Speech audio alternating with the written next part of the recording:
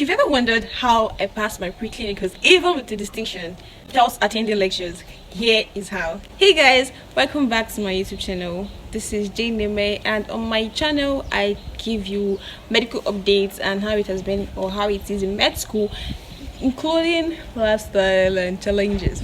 So if that's what you're here for, thank you for stopping by, and please do not forget to subscribe by the end of this video. Thank you. I'm sorry I had to do this video outside because I did look for sun. I don't see sun tonight, yes.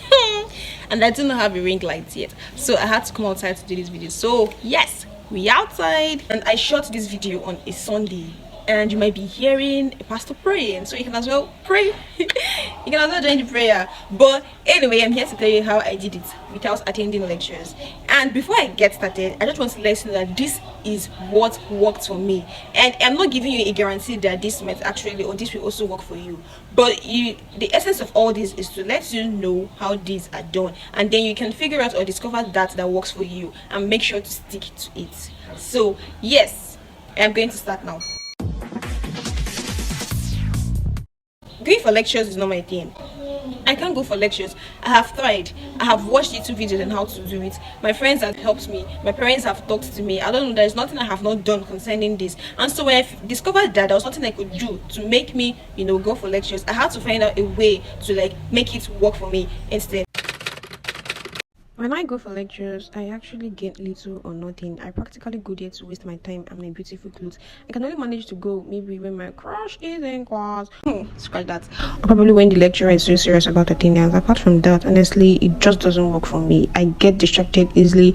I don't follow up. It's just messed up. Yes, I had to find out and figure out the way to help myself, and that's what I'm going to tell you now.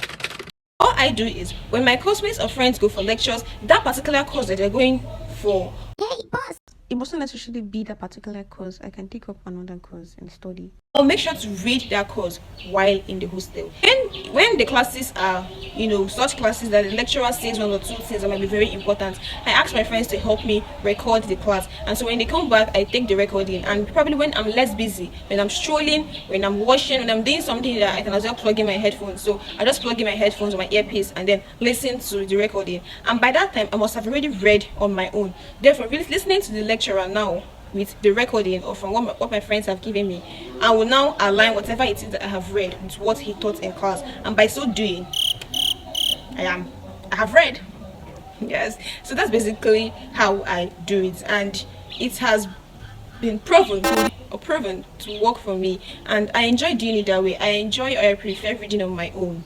You get? But then I must add, going for lectures is actually very important, should be told, because some lecturers get to say a lot of things, and in fact some lecturers get to say a lot of things. Yeah, sometimes in exam hall, when you're trying to remember what to write, you can just imagine how the lecturer kept his mouth, or the person that the lecturer insulted before saying what it was that he was going to say. So kind of there are advantages.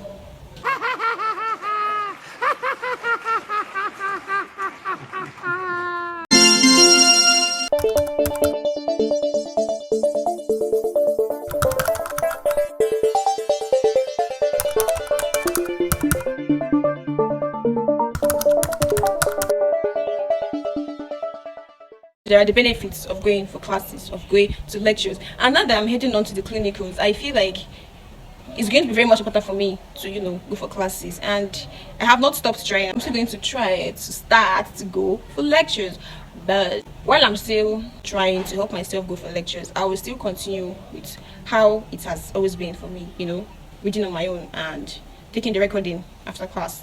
So I don't know if this was actually of help, but I thought to share. That's basically how it was for me. So if you've watched this video and you feel like you're also not the type that love going for lectures, I feel like you should use that time that others used to go for lectures or classes, convert it into something useful, convert it or use it to your own advantage by picking up your textbooks or your notes or your slides or whatever material it is that you want to read, and use that time to read. Don't go watching movies or sleeping or doing something else or visiting friends. You get, just utilize that time as they are there, but as they are in class reading, you're also in the hostel reading. So yeah, that is it. If you think this was actually helpful, please try to leave a comment in the comment section down below, and do not forget to subscribe. It's going to help motivate me to do more. And I know that I am not perfect as I'm perfect in doing YouTube videos, but I believe that I am going to do my best.